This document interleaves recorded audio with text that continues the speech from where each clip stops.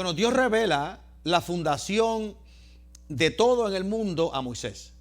Él primero revela que él mismo crea directamente con el poder de su voz y de su pensamiento. Dios crea el universo, crea la tierra, crea todas las cosas que nosotros tenemos, o que nosotros vemos, o que nosotros experimentamos.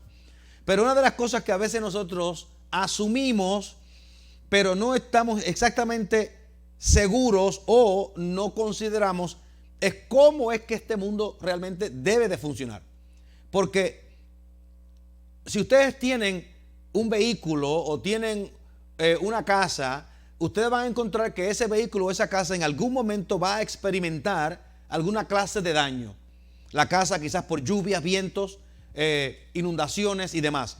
El vehículo quizás por el mantenimiento o un accidente. Hay un sinnúmero de cosas que van a ocurrir en la vida que van a interrumpir el funcionar normal de esa posesión que usted tiene. Y cada uno de nosotros debemos de buscar cómo es que Dios quiere que nosotros funcionemos en la vida normal, rutinaria. Por ejemplo, las excepciones no deben de ser lo que guían la vida normal, porque hay excepciones en extremos en todos lados. Pero lo que debe guiar la vida normal es cómo fue que Dios diseña no solamente el mundo, la creación, sino cómo diseña al ser humano. Cómo es que nosotros debemos de funcionar. ¿Qué es lo que Dios nos da? ¿Cómo es que Dios funciona con nosotros? Y lo primero que dice la Biblia acerca de la creación del ser humano es que Dios crea a los seres humanos, crea al hombre a su imagen y semejanza. Ya hemos hablado de la imagen y la semejanza de Dios. Cuando se habla de la imagen y la semejanza de Dios, estamos hablando de que Dios comparte con nosotros sus cualidades de personalidad. Comparte con nosotros sus cualidades de carácter. Comparte con nosotros sus cualidades de moralidad. Entonces Dios establece en nosotros una ley de cómo nosotros debemos funcionar. Yo llamo esto el funcionar normal de las cosas de Dios. El funcionar normal de las cosas de Dios. Porque Dios tiene un propósito para cómo cada uno de nosotros debe de funcionar. Y debemos entender ese movimiento de Dios para que podamos vivir de acuerdo al diseño que Dios nos ha dejado. Porque póngase usted a pensar, si usted viviera como estamos viviendo en un mundo hoy, siglo XXI, año 2022, nosotros estamos viviendo y estamos experimentando en los Estados Unidos y quizás en otras partes del mundo, donde la gente está viviendo en unas fantasías falsas, donde realmente ellos no entienden nada acerca de la realidad, no entienden nada acerca de lo que Dios ha hecho, no entienden nada de cómo deben de vivir. Y luego, cuando el mundo no funciona de acuerdo a como ellos creen, o el mundo no apoya sus posiciones, actúan completamente sorprendidos. Completamente sorprendidos. Yo no esperaba eso. Me sorprende que eso haya sido así, porque la gente no entiende cómo es que las cosas deben de funcionar o cómo las cosas deben de trabajar. Algunas personas creen que, por ejemplo, digamos un ejemplo cuando nosotros estamos en el ejército, que creen que ir a la guerra es ir y derrotar al enemigo. Bueno, en términos generales, uno va a la guerra para derrotar al enemigo. Pero usted no puede ir a la guerra para derrotar al enemigo si no entiende que en ese proceso de derrota del enemigo, usted también va a sufrir bajas, muertes.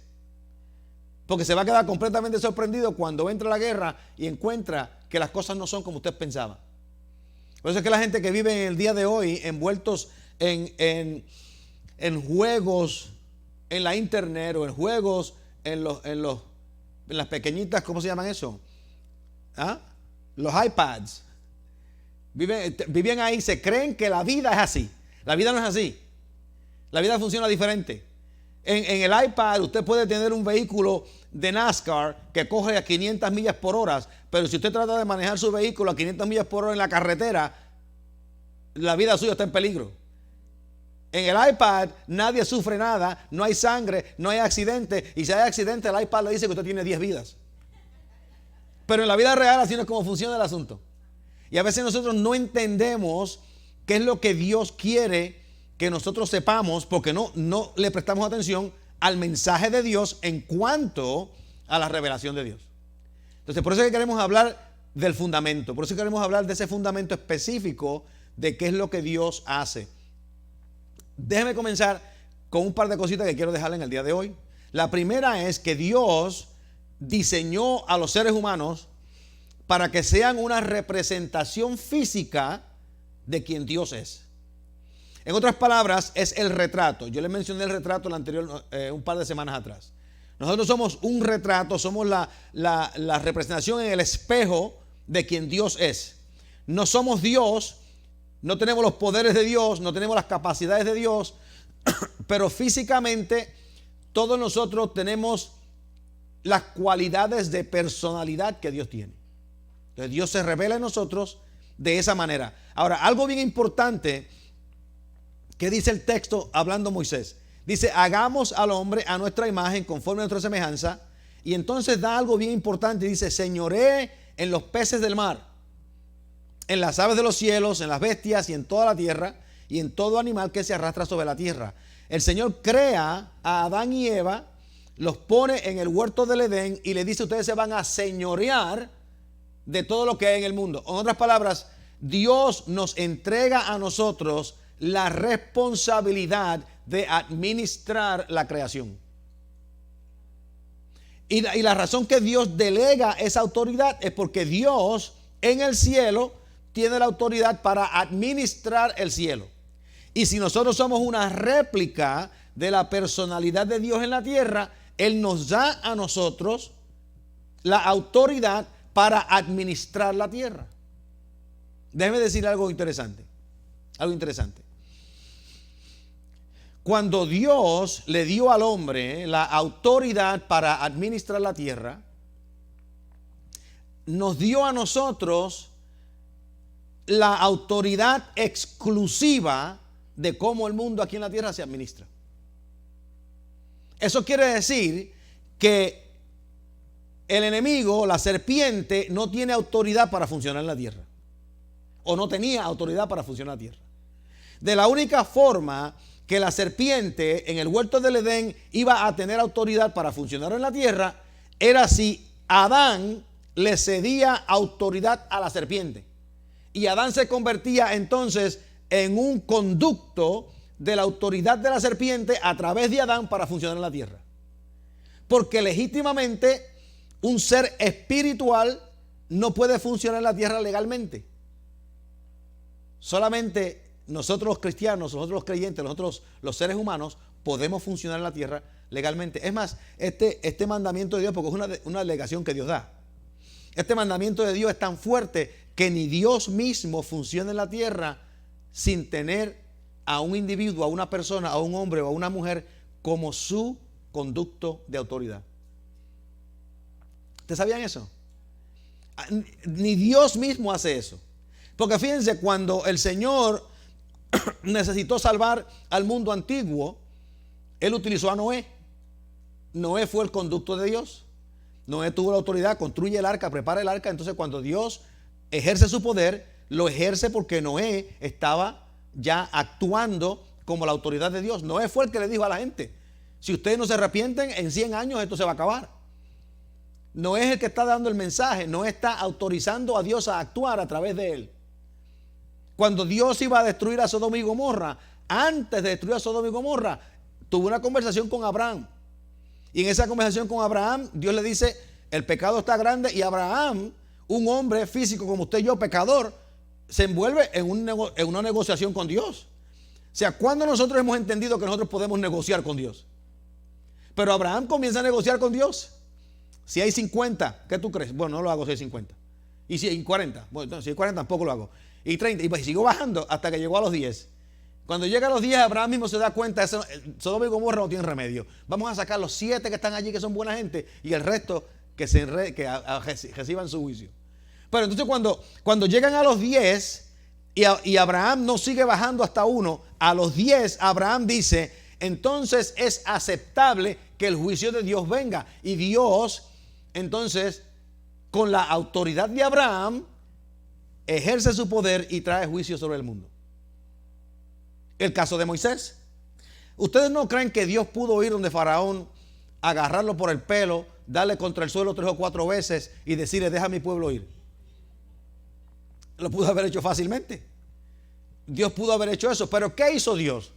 Llamó a Moisés desde el desierto y le dijo, yo quiero que tú vayas y le digas a Faraón que deje ir a mi pueblo. En otras palabras, Dios necesitaba la intervención. Dios necesitaba que Moisés ejerciera la autoridad de Moisés para que Dios pudiese canalizar su poder a través de Moisés. Y llega allá, Dios de autoridad. Moisés va donde el faraón y le dice, deja a mi pueblo ir. Pero antes de Moisés llegar allá, antes de Moisés ir a faraón, Moisés le dice, pero yo tengo que tener a alguien que respalde mi decisión. Y Dios le dice, hazle esta señal, aquella señal, hazle este milagro, este otro milagro. Y Moisés hace todo. Y Moisés le dice, eso está muy bonito, pero yo lo que quiero saber es quién es el que me respalda. Y Dios le dice, dile que el que era, el que es y siempre será, te respalda. Dile que yo te estoy dando el respaldo y te voy a defender, no importa las circunstancias. Y entonces Moisés va. Y Moisés va donde Faraón, ahora confiado de que tenía un respaldo de parte de Dios. Faraón, obviamente, que se creía también ser un Dios, no iba a dejar ir a Moisés así nada más. Y al pueblo. Y comenzaron una lucha. 10 plagas después, Faraón deja ir al pueblo. Ahora Moisés se encuentra enfrente del mar Rojo. Faraón viene detrás, porque Faraón cambió de opinión, viene detrás corriendo detrás de Moisés. Cuando Faraón está llegando donde está Moisés, está la columna de fuego, Dios protegiendo a Moisés. Y Moisés ahora estancado, sin saber qué hacer. Y le pregunta a Dios, ¿y qué hago ahora? Y Dios dice, no me mires a mí, tú eres el que tiene la vara. Tú eres el que tiene la autoridad. Ejerce la autoridad y cuando tú ejerzas autoridad, mi poder va a fluir sobre ti. Moisés extiende su vara, toca el mar y si Moisés sabe lo que pasa, el mar se abre porque Moisés tenía la autoridad y Dios tiene el poder y se abre. Esto es parte de cómo nosotros funcionamos en la vida. Pero fíjense lo bien interesante. El Señor nos da autoridad sobre todo en la tierra. Pero ustedes saben que Él no nos dio poder. Él nos dio autoridad. Y es a través de la autoridad que Dios ejerce su poder. Él no nos da poder, nos da autoridad. Y a través de la autoridad ejerce su poder. Entre medio de eso, el Señor no solamente le va a decir a ellos, tienen autoridad sobre todas las cosas en la tierra, sino que le dice, ahora yo quiero que ustedes hagan algo que solamente yo puedo hacer, pero que le da a ustedes el don para hacerlo. Y es multiplicarse. Ustedes se van a multiplicar y van a llenar la tierra de gente. Se van a multiplicar, van a llenar la tierra de gente, porque yo quiero una familia grande. Y ustedes son mis instrumentos para hacer ese propósito. Así que cuando nosotros hablamos de llenar la tierra de gente, hablamos de que Dios tiene un propósito para cada individuo que nace en este mundo. Nosotros sabemos inmediatamente cómo Dios hace ese proceso. Y ese proceso ocurre en la relación hombre-mujer. En la dicotomía hombre-mujer. Nadie ha nacido en este mundo, en ningún día, bajo ninguna circunstancia, aparte de la dicotomía hombre-mujer. Ese es el diseño de Dios. Bien importante que nosotros entendamos esta parte. El diseño de Dios es que la reproducción de vida en este mundo está basada en la dicotomía hombre-mujer. No hay otra forma de alcanzar ese proceso. Si usted está pensando que hombres pueden ser mujeres y mujeres pueden ser hombres, usted puede pensarlo. Pero esa no es la norma de cómo Dios diseñó este proceso. Porque uno puede creer lo que uno crea. Usted puede creer que usted puede volar. Usted puede creer eso. ¿Cuántos de ustedes aquí creen que pueden volar? Ninguno, gracias a Dios. Usted puede creer que pueden volar. Si usted cree que usted puede volar, nosotros podemos hacer una prueba rapidito.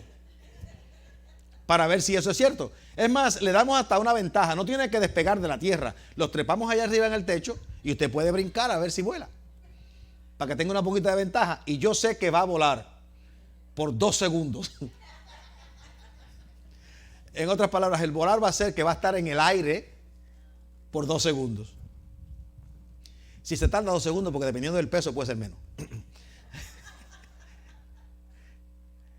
¿Alguna persona puede creer que puede respirar bajo el agua? Mire, hay una situación que pasó aquí recientemente, una cosa increíble. Ustedes se ríen y nosotros nos reímos porque realmente es increíble. Una jovencita, una niña, en la escuela se identifica como una gata. Y cuando la maestra la llama, ella le responde con el sonido de un gato. Miau, dependiendo del idioma en que el gato hable. Allá en Puerto Rico los gatos dicen miau. En otros países puede decir otra cosa. Pues la muchacha le contesta con el miau a la profesora. Y la maestra no le contesta con un miau.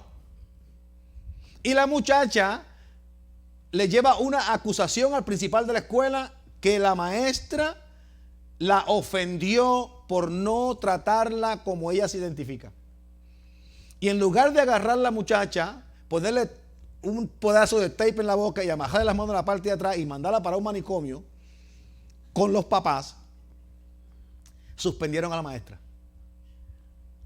Porque la maestra no respondió diciéndole a la muchacha miau.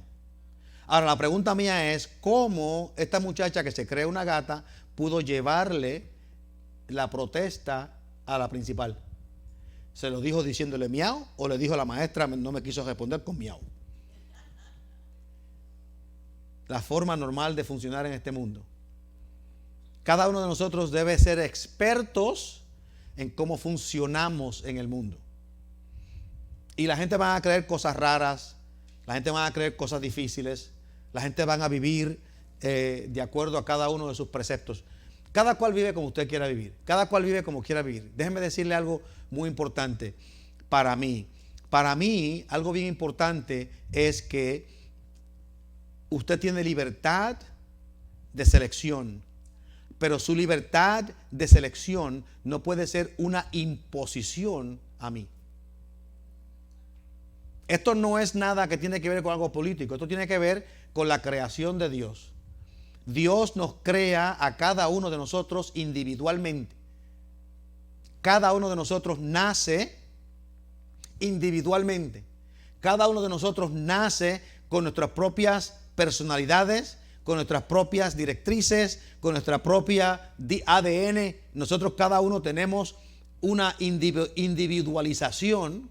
Tan es así que no hay ni siquiera 2 personas en el mundo que tengan el mismo ADN, que tengan la misma personalidad. Tenemos cosas que nos parecemos por cuestiones culturales, pero hay un sinnúmero de cosas que nos diferencian. Así que cada persona puede diseñar su vida, pero acuérdese que si usted va a diseñar la vida en este mundo, tiene que diseñarla entendiendo cuál es el proceso que Dios creó. ¿Cuántos de ustedes en alguna ocasión han creído, o cuando ustedes en alguna ocasión han tenido una experiencia donde ustedes creían algo y estaban absolutamente seguros que ese algo era cierto y luego descubren que no era cierto? ¿A usted alguna vez le ha pasado eso? Completamente seguro que era cierto y después descubrieron que no era cierto. En una ocasión, yo le contesto hace un tiempo atrás a ustedes, en una ocasión un amigo mío y yo estábamos tratando de resolver todos los problemas del mundo. Teníamos como 17 años. Estábamos en la escuela superior. Vamos a resolver los problemas del mundo. Y en aquel tiempo dijimos, en los Estados Unidos hay 300 millones de personas. Y nosotros no podemos entender por qué hay tanta pobreza. Lo único que el gobierno tiene que hacer es tomar 300 millones de dólares, darle 1 millón a cada persona y todo el mundo es rico. Se acabó la pobreza. Y ustedes ya están diciendo, mira, eso tiene jantón, tiene sentido. Si lo que sucede es que 300 millones de personas, tú le das 1 millón a cada persona y cada persona tiene 1 millón de dólares. Esa fue la lógica de un muchacho de 17 años.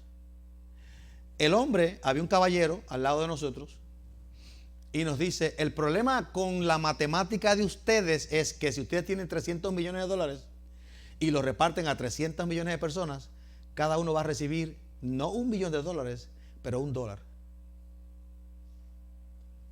Y algo que nosotros creíamos que podía resolver los problemas del mundo, resultó en una lección que yo nunca olvidaré. Las cosas no siempre son como aparentan. Allá en Puerto Rico hay un dicho que dice, no todo lo que brilla es oro. Porque las cosas no siempre son como aparentan. Y es bien importante que si usted va a resolver los problemas del mundo, usted entienda que si usted va a dar $1 millón a 300 millones de personas, estamos aquí hablando ahora de 300 trillones de dólares, no de 300 millones. ¿Te entendió? El proceso es muy diferente. ¿Y de dónde vamos a sacar 300 trillones de dólares? Si en Estados Unidos, por ejemplo, en un año, la economía produce, toda la economía, desde la persona que está vendiendo drogas aquí en la esquina hasta el que es dueño de Microsoft, toda esa economía produce más que 4 trillones al año. Si las cosas a veces no son como aparentan, Dios tiene un proceso. Ese proceso es que Dios crea al hombre y la mujer. Ese proceso es que Dios da dominio a esa pareja y a nosotros. Ese proceso es que la producción de niños y de personas viene a través de esa dicotomía hombre-mujer. Ese proceso es que nosotros tenemos dominio. Ese proceso es que esa autoridad que Dios nos da es delegada para que Dios pueda utilizarnos a nosotros como instrumentos para ejercer su poder. Ese proceso de cómo nosotros debemos aprender a vivir. Porque en este mundo vamos a vivir por 60, 70, 80 años. Eso es lo que vamos a vivir. Algunos vamos a llegar a los 130. Viste como dije, algunos, vamos. Algunos vamos a llegar a los 130 y otros no vamos a llegar tan lejos. Pero dentro de ese proceso de vida, nosotros tenemos que aprender a vivir para que no vivamos amargados, para que no vivamos airados, para que no perdamos nuestro tiempo creando enemistades. Porque déjenme decirle a ustedes, usted puede ser una persona airada, puede ser una persona amargada, puede ser una persona depresiva. Hay un sinnúmero de cosas que le van a afectar. Pero a medida que los años van avanzando, comenzamos a darnos cuenta cuánto tiempo hemos perdido. Cuánto tiempo hemos malgastado. Tenemos 80 años. Imagínese usted malgastando 35 de esos 80 años en tonterías, enojado, enojada con personas que ni siquiera piensan en usted. Enojado con personas que ni siquiera le importa si usted está enojado o no. Y nosotros perdiendo tiempo, emoción, esfuerzo, porque no entendemos cómo es que Dios funciona. El otro día me preguntaron, una persona que tenía un desengaño, una situación un poquito triste, que esperaba que algo ocurriera, pero no ocurrió. Y yo le dije, la respuesta es fácil de escuchar, pero no es fácil de hacer. Es fácil de escuchar en el que la única obligación que tú tienes es ser fiel a ti mismo, ser fiel a tu verdad, ser fiel a lo que Dios ha revelado en tu vida. Tú nunca vas a poder controlar las acciones de otros. Por lo tanto, el tener expectativas de que otro va a funcionar de acuerdo a como yo necesito o deseo es una pérdida de tiempo. Es una pérdida de esfuerzo. Va a crear en nosotros ansiedades. Va a crear en nosotros enojos. Y va a crear en nosotros desengaños en nuestra relación con los demás. Una de las razones que yo no me desengaño con otra gente es porque yo a todo el mundo le creo y a nadie le creo. Yo a todo el mundo le creo y a nadie le creo. Eso quiere decir que si usted me dice algo, yo le creo. Y si después resultó que era una mentira, yo nunca le creí anyway. En otras palabras, yo no estoy colgando mis esperanzas y mi vida en sus palabras. No sé si me están entendiendo. Esta es la forma normal de funcionar. No estoy colgando mi esperanza, mi vida en sus palabras. Porque al fin de cuentas, la única persona con la que yo tengo que saber vivir soy yo. No con los demás. Después nosotros hacemos amistades, relaciones, y entonces tengo que aprender a vivir con Iris. Pues es esa decisión. Hace 42 años hacemos esa decisión y ahora tenemos que aprender a vivir porque somos esa decisión. Pero eso es una decisión externa. Pero antes de aprender a vivir con ella, yo tengo que aprender a vivir conmigo. Yo tengo que saber que, porque Dios nos crea y dice, Dios nos crea a imagen y semejanza. Ustedes saben que Dios vivió por toda la eternidad sin necesidad de ninguna otra cosa. Satisfecho consigo mismo.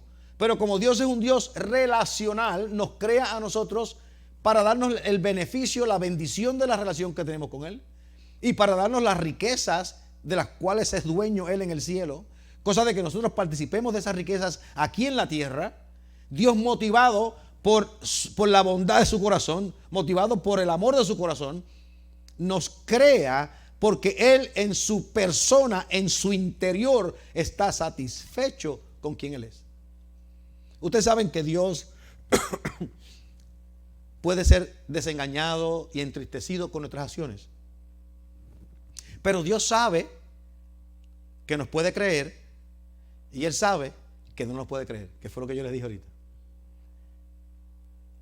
Usted viene donde mí, a veces antes los muchachos me decían, es que tú confías mucho en la gente y la gente toma ventaja. Y yo decía, la gente está tomando ventaja. La gente no está tomando ventaja. Yo estoy dándole la confianza. O sea, eso es mi decisión. Yo estoy dando la confianza. Yo me estoy tomando un riesgo de que esta persona es una buena persona. Yo me estoy tomando un riesgo de que esta persona es una persona que puede ser una persona de fe. Puede ser una persona que tenga buenos sentimientos. Yo me estoy tomando ese riesgo. Ese es mi riesgo. Pero si la persona resulta que no es persona de fe, en el momento que deja de ser una persona de fe, yo me retiro. En el momento que soy una persona que es traicionera, yo me retiro. Porque en ese momento yo tengo la libertad tanto de continuar como de no continuar. Y a veces nosotros no entendemos que estas son decisiones que tenemos que aprender a hacer, pero a veces no las sabemos hacer y a veces estamos pendientes de lo que los demás hacen y dicen porque no entendemos el orden de las cosas de Dios. Es una historia que me pasó hace muchos años, cuando estaba en el ejército de los Estados Unidos como capellán. Venía un capellán a hablar acerca de ética, hablar de ética. Y él comienza su discusión haciendo una pregunta. Habíamos 150 capellanes y capellanas asistentes en el edificio. Y hace la pregunta, algunos de ustedes conocen la historia. Y la pregunta era, ¿cuántos de ustedes están a favor de la pena de muerte? Bueno, gente militar, qué sé yo qué, todo el mundo levantó la mano, menos yo. Entonces él dice, bueno, y como todo el mundo levantó la mano, déjeme hacer la pregunta de otra forma. ¿Hay alguno acá que no está a favor de la pena de muerte? Y yo levanté la mano. Y por alguna razón, que todavía yo no he podido entender, ese hombre que vino a hablar de ética pensó que era su obligación y responsabilidad por los próximos 30 minutos de convencerme a mí de que yo debía de creer en la pena de muerte. Y yo le dije, usted está tratando de convencerme a mí que cree en la pena de muerte porque usted cree que yo soy un ignorante con relación a los requisitos de la pena de muerte. Y usted no sabe que yo he tomado una decisión específica por la cual yo no apoyo la pena de muerte. Si usted supiera eso, usted podría continuar con su clase y dejarme a mí en paz. Así que yo le aconsejo que siga con su clase y me deje en paz.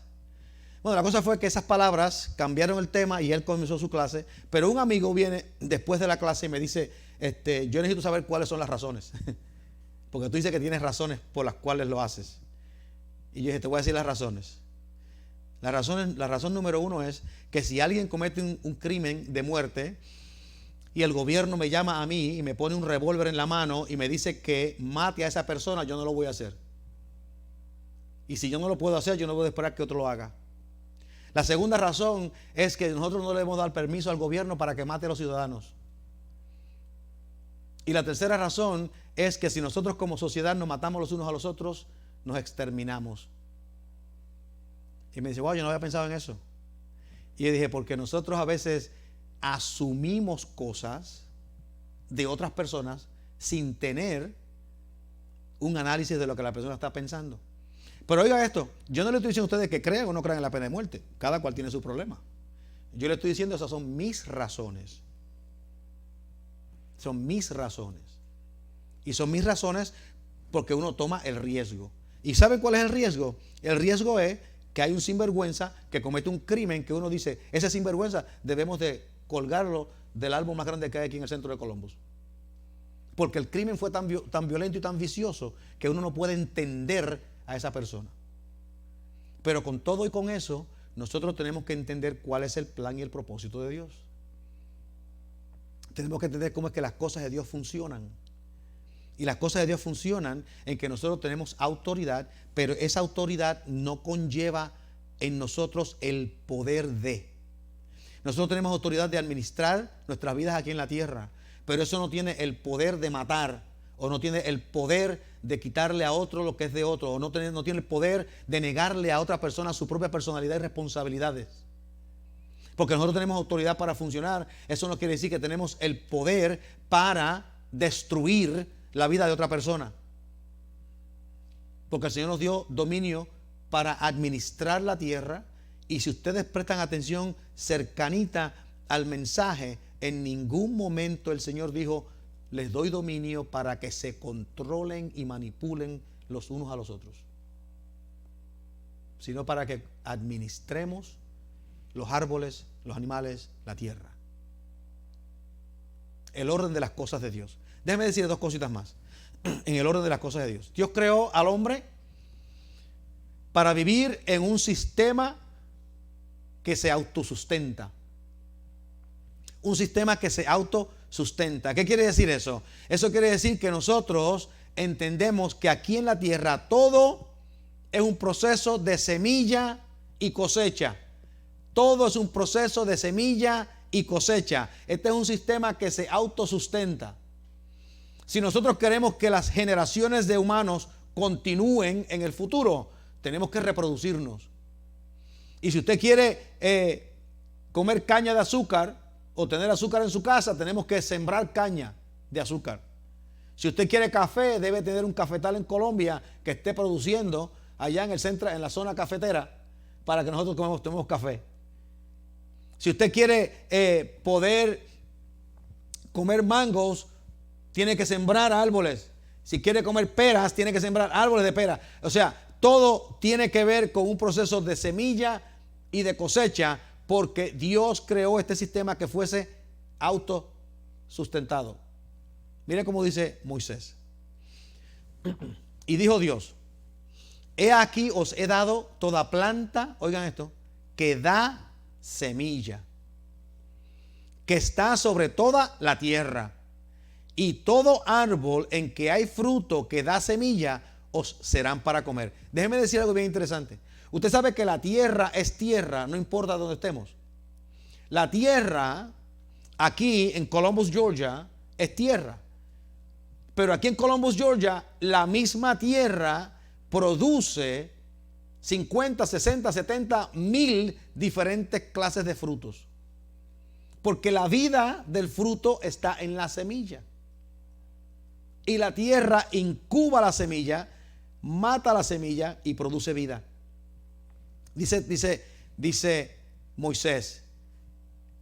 Dice, y todo árbol en que hay fruto y que da semilla. La traducción de esa palabra debe decir, y todo árbol que da fruto tiene su semilla. En otras palabras, el fruto está en la semilla misma. La vida está en la semilla y os serán para comer. Y toda bestia de la tierra y todas las aves de los cielos y a todo lo que se arrastra sobre la tierra que hay vida, todas las plantas verdes serán de comer. Y dijo Dios, y fue hecho así, y he aquí era bueno en gran manera. Así que nosotros sabemos que vivimos en un mundo donde hay semilla y hay cosecha. Físicamente, humanamente, en términos de todo, hay semilla y hay cosecha. Dios creó este mundo para que fuese autosustentado. Ustedes saben que Dios no tiene que estar constantemente introduciendo, entremetiéndose en el proceso reproductivo. Ustedes saben que las únicas personas que Dios crea a Adán, saca a Eva de Adán. Ahora tenemos dos personas que comparten la imagen de Dios. Y de ahí en adelante, el proceso reproductivo funciona automáticamente. Por eso es que a veces una joven dice, tuve un accidente. Cuando dice que tuvo un accidente fue que quedó embarazada. Uno piensa que se cayó y se rompió la cabeza, pero no. Tuvo un accidente y quedó embarazada. Eso no fue un accidente. Eso no fue un accidente porque ustedes los dos estaban de acuerdo. Los dos intencionalmente estaban de acuerdo. Y fue un accidente porque ustedes no lo planificaron. No fue un accidente porque nadie sabía lo que estaba pasando. No era que ustedes estaban ahí. No voy a seguir por ahí. No, no era que estaban ahí, ¿verdad? Sino que no fue un accidente. Ocurrió. Y ocurrió porque este proceso es automático. Este proceso no requiere pensamiento. Y el asunto es que el proceso es tan automático que lo haya pensado usted, o lo sepa o no lo sepa, o lo quiera o no lo quiera, si hace el proceso, es automático. Y nosotros tenemos que entender eso y enseñárselo a nuestros hijos. Es automático. ¿Estás preparado para tener hijos? No. Ok, entonces ese proceso no lo puedes hacer porque es automático. ¿Quieres tener hijos? Fantástico. El proceso es automático, lo vas a tener, funciona. Este proceso ha funcionado. Los instrumentos están funcionando. Y es automático. Pero a veces no entendemos esas cosas, no entendemos el orden de las cosas de Dios. Y entonces, como no entendemos el orden de las cosas de Dios, nos envolvemos en problemas y tenemos accidentes. Muchachas y muchachos cayéndose por las calles, rompiéndose la cabeza, un accidente, chocando carros en las esquinas, una cosa increíble. Porque no entendemos cómo es que esto funciona. No entendemos cómo el asunto funciona. Es un orden. Es un orden. Y tenemos que entenderlo. Nosotros los adultos tenemos que entenderlo. Déjeme decir la última cosa que quiero decirle hoy. Y es que nosotros los seres humanos fuimos creados por Dios para existir en comunidad. Fuimos creados para existir en comunidad. Amén. Y dijo Dios, fructificad y multiplicaos. Génesis 21:28. Llenar la tierra y sojuzgarla. Señoree sobre los peces del mar. Y ya esa parte la leímos, pero lo que quiero decirles es fructificad y multiplicaos. Ahora, cuando hablamos de vivir en comunidad, Moisés dice, fructificaos y multiplicaos, pero ¿cómo se van a fructificar y multiplicar? ¿Cómo lo van a ocurrir? En el capítulo 2, verso 24, dice, y dejará el hombre a su padre y a su madre, y se unirá a su mujer, y los dos serán una sola carne. Y dejará el hombre a su padre y a su madre, y se unirán a su mujer, y los dos serán una sola carne. Y mucha gente hace la pregunta, ¿y por qué no dice que dejará la mujer a su padre y a su madre? Estamos hablando aquí de fundamentales, cosas fundacionales. La razón que eso no es así es porque Dios diseñó al hombre, al varón, como protector y como la persona que produce, la persona que provee, protector y proveedor. Dios crea al hombre como protector y proveedor. Y entonces cuando el hombre deja a su padre y a su madre es porque el hombre tiene las capacidades de protector y de proveedor. Y él va a la casa de la novia, de la muchacha, de la joven, y le dice al papá de la muchacha que ha sido el protector y el proveedor de esa muchacha, yo tengo las capacidades y las responsabilidades para proveer y proteger. Y el papá hace una transferencia de autoridad y responsabilidad del papá al esposo. Y algunos dicen en el siglo XXI, pero eso suena como algo antiguo, como algo machista. Si usted quiere creer que eso es machista, no hay problema, usted lo puede creer. Yo lo que le puedo decir lo siguiente es que hasta el día de hoy todavía el hombre es protector y proveedor. Hasta el día de hoy, aunque la mujer tenga un trabajo que haga más dinero que el hombre sigue siendo protector y proveedor. Y a pesar de que la sociedad está hablando de masculinidad tóxica, la misma sociedad que habla de masculinidad tóxica, cuando la situación se pone difícil y hace falta que alguien pelee una guerra, no mandan a las mujeres. Mandan a los hombres. Los que mueren en la guerra son los hombres. Hay toxicidad, hay masculinidad tóxica, pero cuando hay que limpiar el sewer, donde está toda la tierra y todo lo sucio, yo no veo a las mujeres haciendo líneas para ir a limpiar el sewer. No porque puedan o no puedan, es que yo no he visto las líneas. Si usted la ha visto me puede dejar saber, pero yo no he visto las líneas protestando que quieren tener igualdad de entrarse en el sewer con excremento hasta las rodillas. No he visto esa línea, porque el hombre todavía continúa proveyendo y protegiendo. Todavía yo no he visto la situación donde una familia tiene un intruso en su casa y el esposo le dice a la esposa que vaya y pelee con el intruso. Tampoco he visto esa situación. No importa si ella hace más dinero o no, no importa si ella es abogada y él es carpintero. Tampoco lo he visto. Y tampoco he visto al esposo que le dice a la esposa, ve tú y encuéntrate. O la esposa le dice, yo voy y lo enfrento. No ocurre, porque el hombre sigue siendo proveedor y protector.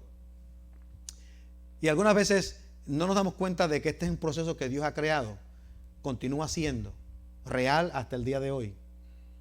A veces en el tiempo moderno encontramos la gente que dice, pues hay mujeres que son fuertes, ¿Y qué usted entiende que es una mujer fuerte? Se supone que le meta miedo a los hombres, yo no sé qué será lo que quiere decir. Una mujer fuerte. A intimidar a los hombres. Déjeme decirle, si usted es una mujer fuerte, disfrute la vida, sea fuerte, no hay problema. Porque realmente a los hombres a ninguno de nosotros nos importa. Eso es parte de la vida. Es como si yo midiera 6 pies 8 pulgadas. No mido 6 pies 8 pulgadas, como ustedes se han dado cuenta. Pero si yo midiera 6 pies 8 pulgadas y entrara a este edificio y dijera, yo soy el más alto de todos aquí, la gente va a decir, ¿a quién le importa?